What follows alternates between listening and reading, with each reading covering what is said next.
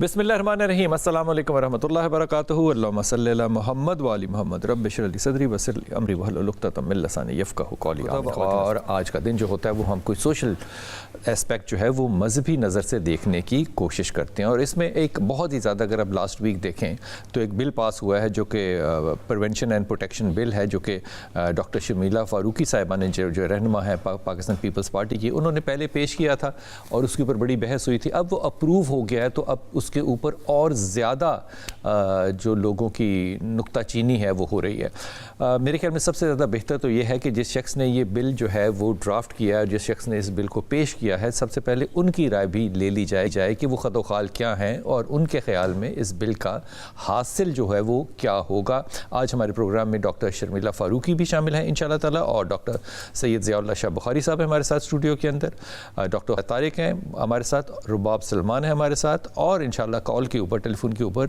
अल्लामा मोहम्मद अब्दुल्ला साकिब भी हमें ज्वाइन करेंगे कुछ देर में। लेकिन सबसे पहले शर्मिला फ़ारूकी साहिबा, अस्सलाम वालेकुम। जी वालेकुम अस्सलाम। डॉक्टर साहबा, आप पहले तो इस बिल के थोड़े से खदोखाल बता दीजिएगा, जिस तरह ख़ास तौर पे वो जो कि सोशल मीडिया पे चल रहे हैं कि इस बिल के खदोखाल हैं क्या? जी बहुत शुक्रिया बिलाल साहब।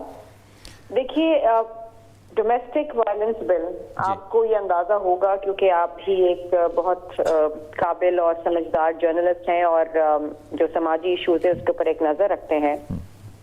खवातीन, मर्द, बच्चे, बूढ़े, ट्रांसजेंडर, इनके बड़े मसाइल होते हैं। और बिलखुसूस जब आप एक घरेलू सिनेरियो के अंदर देखें तो जो सबसे ज्यादा ह्यूमन राइट्स वायलेशंस होती हैं वो अपने ही घर में होती हैं। बहुत दफा ऐसा होता है कि एक औरत के लिए या एक डिफरेंटली एबल्ड बच्चे के लिए या बूढ़े अशखास के लिए जो घर के फैमिली मेंबर्स होते हैं उनके लिए अपना ही घर गैर महफूज हो जाता है। और हमने ये माशरे में ये इवल्स देखे हैं, ये मसाइल देखे हैं, ये हर दूसरे तीसरे घर के अंदर हमें नजर आते हैं। डोमेस्टिक वायलेंस बिल के लाने का मकसद और मतलब ये था कि उनकी हालत इज़ार में हम बेहतरी ला सकें, माशरे की कुछ रेगुलेशंस हो जाएं और वो इस तरीके से हो कि अगर एक शौहर है और अगर वो अपनी बीवी को बच्चा ना पैदा करने पे ताने देता है या उसके घर वाले ताने देते हैं या उसको ये थ्रेट दिया जाता है कि वो बच्चा नहीं पैदा कर सकती तो वो दूसरी शादी कर लेगा, उसको हम क्रिमिनलाइज करें। अच्छा, एक औरत अगर हामला नहीं हो सकती या एक वारिस नहीं पैदा कर सकती तो उसमें उसकी गलती नहीं है, शायद मर्द की भी गलती हो। उसको ताने देना, उसकी लानत मलामत करना या उसको रुस्वा करना या उसको मेंटल टॉर्चर के अंदर मुब्तला करना ये गलत है किसी भी मौजूद माशरे में, और ना ही हमारे मजहब के अंदर इसकी इजाजत है। हमने उसको क्रिमिनलाइज किया है। इसी तरीके से अगर आपके घर में बूढ़े अफराद रहते हैं, वालिदैन रहते हैं, और अगर आपकी अपनी ही औलाद उनका ख्याल नहीं रख रही, उनकी मेडिकल एक्सपेंसेस नहीं दे रही या उनकी तजलील कर रही है, तो हमने इसको भी क्रिमिनलाइज किया है। ये माशरे की रेगुलेशन है। कुछ मैंने सोशल मीडिया पे इस किस्म के तबसरे सुने या और कुछ ऐसे भी जर्नलिस्ट सुने जो बड़े समझदार समझे जाते हैं, जिनकी अपनी फैमिली मेंबर्स शोबिस के अंदर हैं, जर्नलिस्ट हैं, कि जी बीवी को घूरने पे सजा है। इस किस्म की कोई चीज इस बिल के अंदर नहीं है। ये कहा गया कि जी ये इस कानून के जरिए तो माशरे में तलाकें हो जाएंगी, ये भी मैंने सुना, ये भी गलत है। देखिए, इस बिल से शायद वो हजरात, मर्द या खवातीन या दीगर लोग वो खौफजदा हो सकते हैं जो अपने ही घर में रह के अपनी बीवी, बच्ची या दीगर अफराद को इस किस्म के रवैये से तजलील करते हैं या उनके जो हुकूक हैं उनको नहीं देते। ये उनके लिए जरूर खौफजदा होने वाली बात है। लेकिन जो घराना ऐसा है जहाँ पर औरत की इज्जत की जाती है, औरत को उसके हुकूक दिए जाते हैं, वालिदैन को उनके हुकूक दिए जाते हैं, बूढ़े अफराद को उनके हुकूक दिए जाते हैं, उनको इससे खतरा नहीं होना चाहिए। इन सिंपल टर्म्स इसमें हमने कोशिश ये की है कि हम प्रोटेक्शन ऑफिसर्स का इनेकाद करें, प्रोटेक्शन कमेटीज हो। देखिए, आज के माशरे में बहुत सारे जो मसाइल हैं खवातीन के, अगर कोई उनके ऊपर तशद्दुद करता है घर के ऊपर, ज़हनी या जिस्मानी, तो उनके पास रसाई नहीं होती कि वो कैसे जाएं, कहाँ जाएं, किससे कंप्लेन करें, कौन उनको सपोर्ट करेगा। तो हमने प्रोटेक्शन कमेटीज बनाई हैं। ये मोहल्ले के लेवल पर होंगी या पुलिस थाने के लेवल पर? ये डिविजनल लेवल के ऊपर होंगी प्रोटेक्शन कमेटीज, जहाँ पर प्रोटेक्शन ऑफिसर्स होंगे جن سے آپ رابطہ کر سکتے ہیں اور وہ آپ کی مدد کریں گے ایکسیس ٹو لا.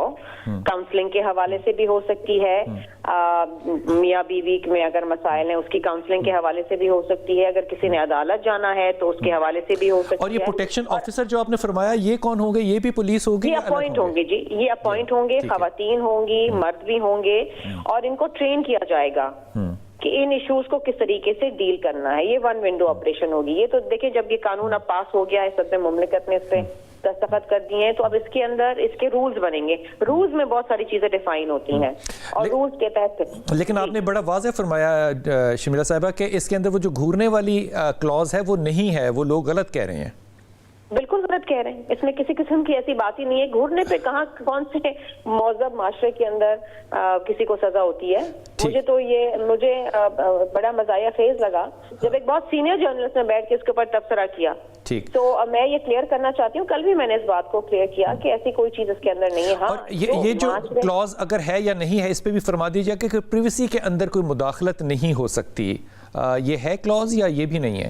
دیکھیے, اگر ایک خاتون کام کرتی ہے اور اگر ایک خاتون کو زبردستی گھر بٹھا دیا جاتا ہے کہ آپ نوکری نہیں کر سکتی, بہت سارے گھرانوں میں ایسا ہوتا ہے کوالیفائڈ ڈاکٹرز ہوتی ہیں یا انجینئرز ہوتی ہیں, لیکن کہا جاتا ہے کہ آپ کام نہیں کر سکتی. یہ اس خاتون کا فائنینشیل لاس ہے. یا کسی وجہ سے بہن کو بٹھا دیا جاتا ہے, وہ ڈاکٹر ہے, کہ جی ہمارے معاشرے میں تو یا ہمارے کلچر میں ایسا ہی نہیں کہ آپ نوکری کر سکتی ہیں, اور پھر اس کی آپ جو اکنامک رسپانسبلٹی ہے وہ بھی نہ اٹھائیں, اس کا خرچہ.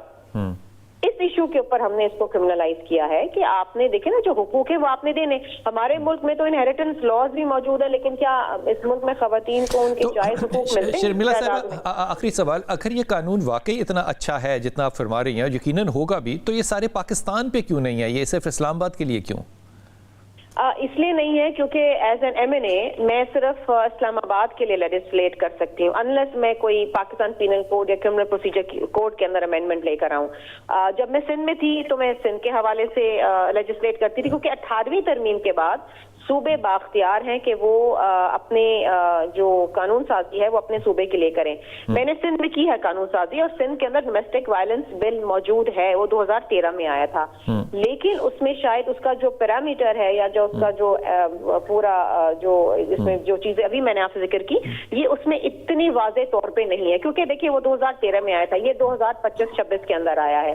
تو اس میں ہم نے وہ چیزیں بھی ڈالی ہیں جو ہم دیکھتے ہیں کہ آج کے معاشرے میں ایک بہت بڑا ایشو ہے. مینٹل ہیلتھ کے بارے میں پہلے ہم کہاں بات کرتے تھے بلال صاحب, لیکن اب ہم کرتے ہیں. ایک بہت بڑا مسئلہ ہے مینٹل ہیلتھ کاؤنسلنگ کا, مینٹل ہیلتھ ایشوز کا. مینٹل ہیلتھ کے اوپر پہلے بات نہیں کی جاتی تھی, میرٹل ریپ کے اوپر پہلے بات نہیں کی جاتی تھی, اب یہ ڈسکشن میں ہے. The conversation has started. اس قانون میں میرٹل ریپ بھی شامل ہے؟ نہیں, وہ ہم نے اس کے اوپر نکال دیا تھا, ہم نے ڈالا تھا اس کے اوپر سیکشل ابیوز ڈالا تھا, لیکن چونکہ اس کے اوپر صدر مملکت نے اعتراض کر کے اس کو واپس بھیج دیا تھا تو وہ ہم نے نکال دیا. جو جوائنٹ سیشن میں پاس ہوا تو وہ ہم نے امینڈمنٹ کر کے اس میں سے نکال دیا. ٹھیک, بہت شکریہ ڈاکٹر شمیلہ فاروقی صاحبہ, آپ نے اپنا قیمتی وقت بھی شامل کیا. رباب, آپ کو لگتا ہے کہ اس میں یہ کلوز نہیں ہے گھورنے والی, یا ہے, یا یہ مس انٹرپریٹیشن ہے؟ نہیں, یہ سوشل میڈیا کی جو ہے وہ انٹرپریٹیشن ہے, اور بیکاز جیسے ہم کہتے ہیں کہ جو بکتا ہے اسی کو جو ہے نا ہائی لائٹ کیا جاتا ہے, تو اس وجہ سے دس از جسٹ اے مارکیٹنگ ہو رہی ہے کہ سارے. تانے کو ڈیفائن کیا ہے اس میں سارے میں؟ تانے کو ڈیفائن بالکل نہیں کیا, لیکن جو ہے اس کے ساتھ ایلیمنٹ دے دیا ہے کہ جیسے کہ بانجھ پن ہے یا ایک وارث نہیں دے پا رہی, تو اس طرح کی چیزوں کو جو ہے ہائی لائٹ کرنا یا اس کو ایکوزیشن کرنا. نہیں کہہ سکتا کہ تم بانجھ ہو, ہاں, اگر یہی میں بیوی کو نہیں کہہ سکتا کہ تم بانجھ ہو, مان لی بات, ڈاکٹر کہہ سکتا ہے اس عورت کو؟ ڈاکٹر اس کو جو ہے وہ بانجھ تو نہیں کہہ سکتا, لیکن میڈیکل ٹرم میں بتا سکے گا کہ دیز آر دا. ڈاکٹر کیوں نہیں پکڑا جائے گا؟ دیز آر دا, اس لیے کیونکہ وہ اس کی پروفیشنل جو ہے. یہاں بھی تو میری پرسنل ہے نا بھئی, آپ یعنی کہ میری بیوی کو وہ تانا ایک ڈاکٹر جو ہے 3000 روپیہ لے کے دے سکتا ہے, میں نہیں دے سکتا, کیونکہ وہ اس کو تانا نہیں دے رہا. دیکھیں, اگر آپ کے اندر خون کی کمی ہے نا تو آپ کو وہ آپ کے لیے تانا نہیں ہے, دیٹ از مین کہ یو ہیو سم ڈیفیشنسی, اور آپ وہ ریکور کریں گے یا اس کو کریں, وہ اس کی ڈیفیشنسی ہے. اس ڈیفیشنسی کو اگر میں نے اظہار کیا ہے تو یہ میرے خلاف جرم کیسے ہے؟ اگر میں دوسرا سوال بھی لیجیے, اگر اللہ نے مجھے اجازت دی ہے, مجھے نہیں پتا علماء اس پہ بھی یو ٹرن لے لیں کہ نہیں ہے اجازت 4 شادیوں کی, وہ اس پہ بھی ایک اپنی ڈبیٹ الگ ہو سکتا ہے.